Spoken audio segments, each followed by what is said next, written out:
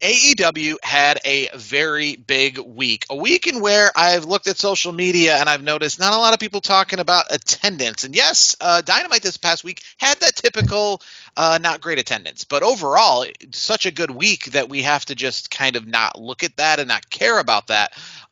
Because of the fact that they put it all in the ring. And frankly, all those naysayers for AEW had a tough time, being like, this is a subpar product with a subpar crowd. Maybe a subpar crowd at one of the two events, but definitely not a subpar product at either event. We'll start with AEW Revolution. And I did like a little post video after when I got to my hotel, and I'll talk it over with you, Brandon. But I can tell you, being at AEW Revolution, and I've been to some big time WWE pay-per-view events like Survivor Series and the Royal Rumble and some of the other ones that took place like SummerSlam in an arena.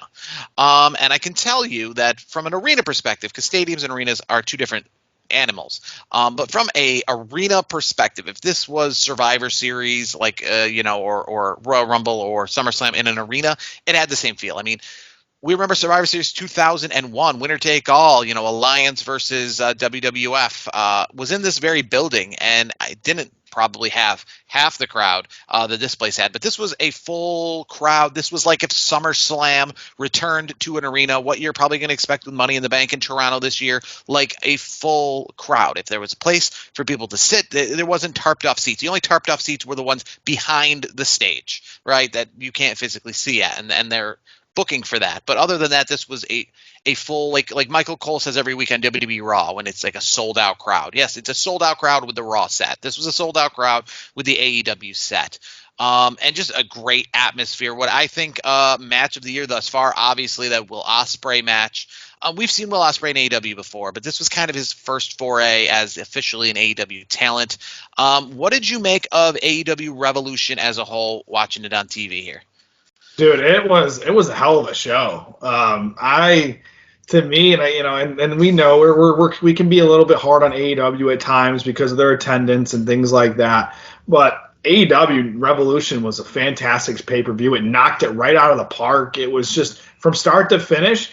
I watched the entire thing. I stayed up and I sacrificed going to work on Monday morning a little bit tired, but because it hit at midnight, and they cut Sting off, as we all saw. I mean, well, not you because you were actually at the event, but for all of us that were watching on the pay-per-view circuit, and there was a lot of people on social media afterwards that were not pleased about that because Sting didn't.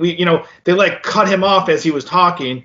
Thankfully, I know you were boots on the ground. You were able to get us the clips and put all the great content up there live from Greensboro, North Carolina. So you were able to put it out there for a lot of our fans and a lot of wrestling fans in general for the world to see. So it was good to see Sting Sting have a good match. I thought the spots he had where he fell on the table, he fell through the glass, it was a good match. And then obviously Darby Allin with that crazy spot off the ladder onto the tape or onto the glass table that he made with the chairs. Yeah, the glass panel. Yeah, that was sick. It was just and he only required 12 stitches. And it was that was fun. Obviously we had Will Ospreay involved. That was a hell of a match. I mean, the Don Callis family. I mean, that's legit right now. I mean, they got some guys on there, and we saw. I know we'll talk a little bit about Dynamite this week, but Kyle Fletcher, also a really good wrestler, an Aussie wrestler. He also put on a show, not at the Revolution, but this past week. I mean, Will Ospreay in a span of 3-4 days put two bangers of matches together. But Revolution itself, it was pretty good. And I'm looking here, the announced attendance was 16,878, which, by the way, I thought was funny because we were talking, because I know you were obviously there, boots on the ground. We were texting, and I asked you, I was like, so, how many people do you think are here? And you said 17,000. So you were pretty close, dude. You were within, 112, 15, whatever, doing the quick math. But it was every bit, or actually 122, excuse me. I want to make sure I get that right. 122 short of 17,000. But it was good. I I will say that place for a venue that doesn't have a full-time tenant, and sometimes maybe that works to their benefit in some cases. Right. But an arena that doesn't have a full-time tenant, that is a very nice arena. It's one of those arenas that kind of doesn't necessarily match. Very similar to how we have, like the dome here in Syracuse, right, where we record our show. The dome here in Syracuse isn't resemblant of the city, right? We have a pretty small city for the most part, but we have this venue that is larger than anything you're going to find in the NBA. Right, and Greensboro Coliseum is the same thing. Greensboro is kind of a smaller city, but yet they have this venue that would put Madison Square Garden to shame when it comes to attendance. They can fit like 22,000 people in there if this was like the NBA Finals, which is more than Crypto.com Arena, which is more than any arena in the NBA except for really the United Center. It's probably close to that in size. Yeah. But also it's a nice arena. It doesn't have the craziness that some of these new NBA arenas have. It is very kind of bare bones in the sense of like one tier, two tier. But overall, like when it comes to like concessions and cleanliness and just the overall like look of it on the inside, it's really nice to have.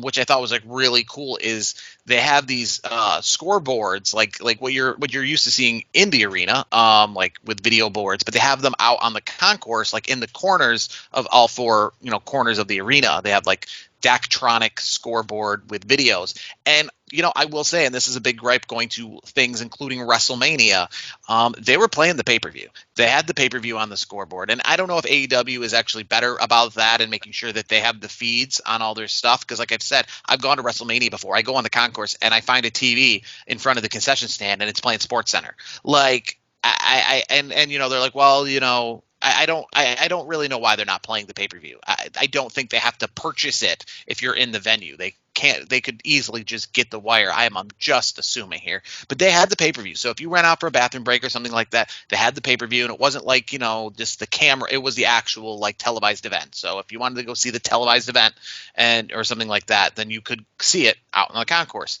So just like overall, like a really nice arena. One thing I will say for an arena that is so big in size, and as I just mentioned, how it's laid out so weirdly. It's not like if you've been to like a big stadium or something like that where you go up those ramps over and over and over again and you're like, when are we getting to our seats? The 100 and the 200 level are really close together, like in the sense of where you enter out into the tunnel. What makes the stadium so big is when you go out into the 200 level. I was in section 218, for example. If I was in row 1 of 218, that's like row 12 from the floor. You're like, wow, look at this. It's like the War Memorial in Syracuse, like the 100 and the 200 are kind of like melt together. Like if I fell from the 200 to the 100, I wouldn't be falling very far. The difference is though the 200 is like so many rows of seats. Unlike like these modern NBA arenas where they break it off into different, 10 rows and then another set of stairs and 10 more rows, stuff like that.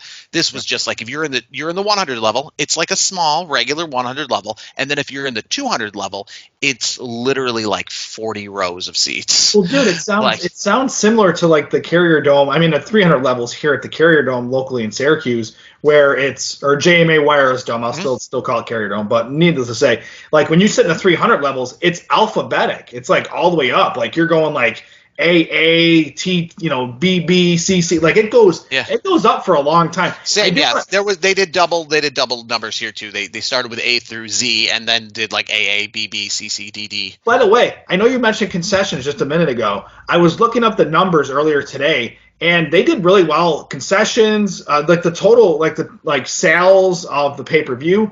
This is probably AEW's one of their best, if not the best. I don't have that information from me. It's over $1 million, I heard. And I want to say Greensboro, was a really good. I was only in Greensboro for a good part of a day, but I want to say, just following them on social media, they're one of those people that has lots of different things. They had a ton of different stuff going on at the Coliseum over the weekend, right? But at the same time, they made their social media channels all about AEW Revolution and Sting. So even though they had a concert the night before, they had the Sting logo as their avatar, if you will.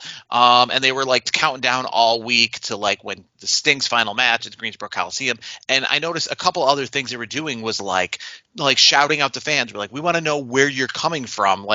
If you're coming in for AEW Revolution, and people were responding. I'm from Toronto. I'm from Ohio. I'm from Boston. And they would then respond back with restaurant recommendations and don't forget to check this out downtown. I thought it was just really it wasn't one of those, we got wrestling here tonight. We got a concert tomorrow. Cat Williams here, busy weekend. But no, they were like, we know this event people are traveling for. It's not just the local Greensboro crowd.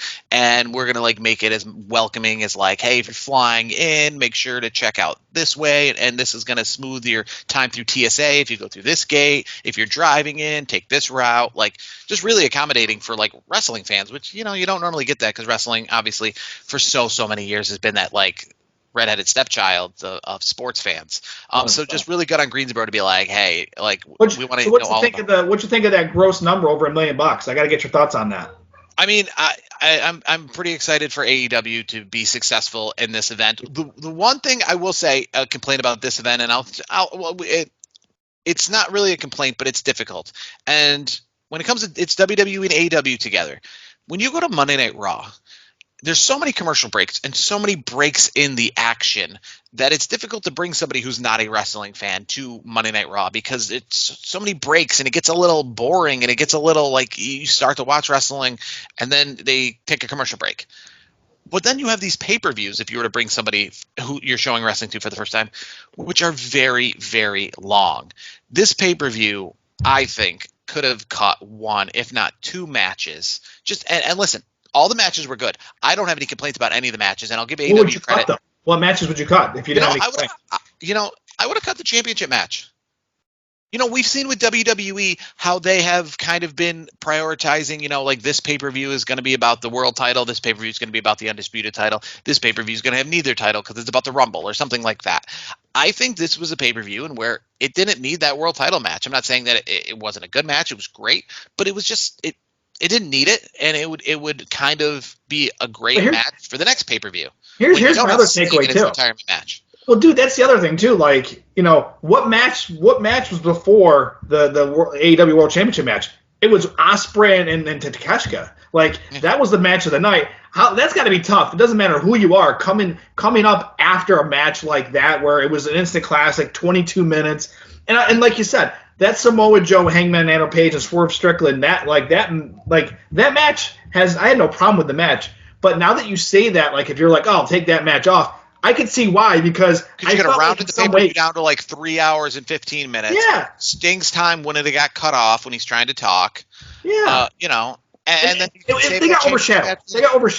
They got overshadowed by such a classic match with Ospreay and Takeshita. So to me, it was I could see why, and like you're right because they had so much going on with Sting in the final match and everything like that, and all the circumstance.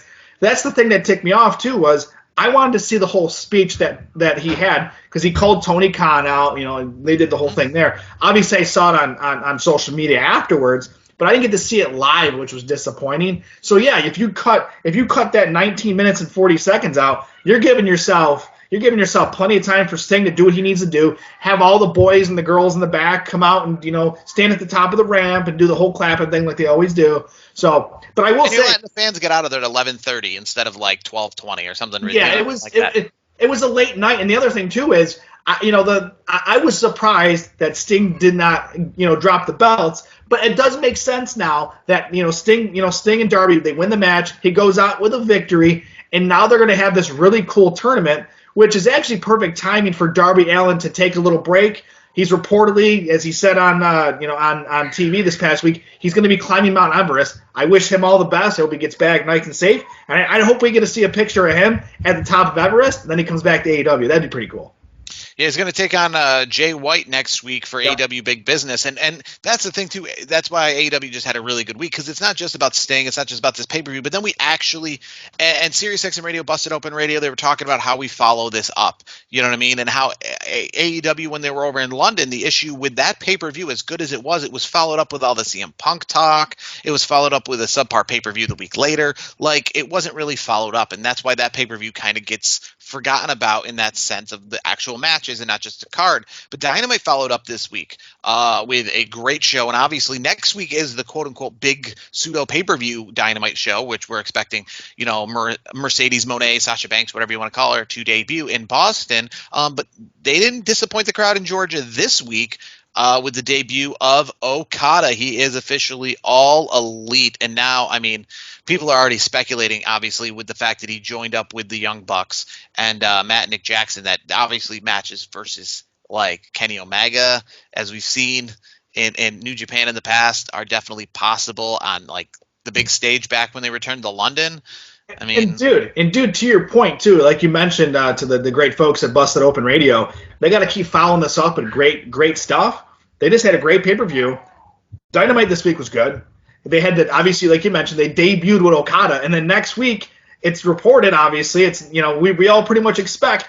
Formerly known as Sasha Banks, now Mercedes Moné, making her debut in her hometown in Boston. That's gonna be a lot of fun. Like these next few weeks, they could be potentially the best AEW's had in a long time, and I'm excited for it. And next week too, Darby Allin and Jay White. So yeah, that's a good match. But they're giving us a good match. You might have saw as well. What did you think about AEW Dynamite kind of ripping off NXT 2.0 a little bit with a new set? I mean, I like the logo. It just is very eerie, similar to NXT. Is all. Well, yeah, I mean, remember when the whole TNT logo and stuff came out? Whenever when they were doing like they had or not the logo, but the colors of the red and the yellow and all that stuff. It just kind of yeah, like the whole collision thing. I'm like, everything looked WCW to me. But I don't mind it. I think the set needed a refresh anyway. So yeah, it is a little bit interesting how they look almost NXT-ish. But I will say though, it's a nice set. I was gonna ask you about that because I did see it. They had a new open on the show as well. So like I gotta ask you this.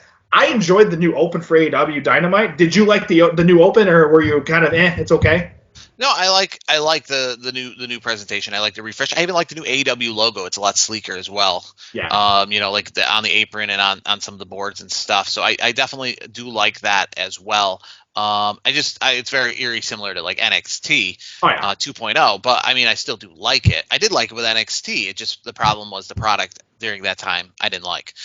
So I did like it with NXT. I just didn't like it in what it makes me think about is just the subpar product and coming off of when NXT was doing really well, and then it kind of took a dive there for a little bit. But no, AEW, like I said, I like the set. I enjoyed the new open. I enjoyed obviously the main event that we got, and then you talk about Okada and Omega, but then teasing at the end of just this week's Dynamite with Will Ospreay putting on an amazing match with Kyle Fletcher, but having the tease of Bryan Danielson and Will Ospreay. I mean, look out Wrestle Kingdom, because you're going to have a hard time to be following up because they're essentially stealing your big matches. And I mean, they already have the guys, but these were like what we would watch New Japan for. And now we can get it, I guess, domestically. Yeah, 100%. I mean, this just the thought of Ospreay and Danielson. That's going to be a lot of fun. You mentioned, Omega's going to be around. Obviously, Okada. And here's the thing, and obviously we're all giving everybody, everybody's loving what Ospreay's doing, and no question, he's doing a hell of a job. Like he puts on some great matches. But I have to give credit once again. I know I said it just a few minutes ago, but Kyle Fletcher and Konosuke Takeshita, they both were great competitors in these last two matches for Ospreay's first two matches in AEW. So I want to give them credit. That, again, as much as everybody dislikes Don Callis and the Don Callis family, he's got himself a good roster of guys that are putting on some really good shows.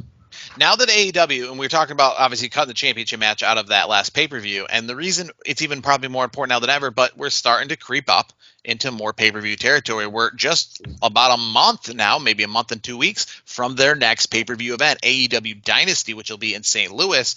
Tony Khan has said he wants somewhere in the range of like 9 pay-per-views a year. So if we move up to 9 pay-per-views a year, do you think it's time that we move to the under 3 hour mark with these AEW shows?